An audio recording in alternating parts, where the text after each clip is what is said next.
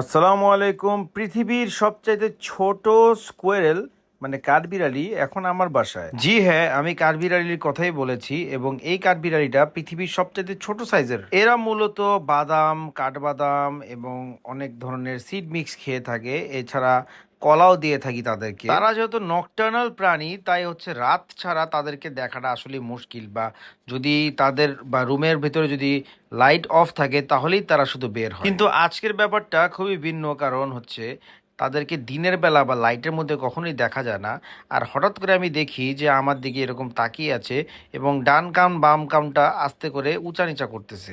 তা আমার দেখে খুবই ভালো লাগলো, তাই ভাবলাম যে আপনাদেরকেও একটু দেখার সুযোগ করে দিই। আমি মূলত কিউট দেখতে প্রাণীগুলো আমার কাছে রাখি এবং এরা যথেষ্ট কিউট। কিছুক্ষণ পর এসে দেখি দুজনই জামাই বউ মিলে সুন্দর করে ঘুমাচ্ছে এবং ফিমেলটাকে দেখে মনে হচ্ছে প্রেগনেন্ট। ওদের যদি কোনো বেবি হয় তাহলে ইনশাল্লাহ সবকিছু নিয়ে আপডেট দিব। আজকে ভিডিও এত কি, ভালো থাকবেন, সুস্থ থাকবেন। আসসালামু আলাইকুম।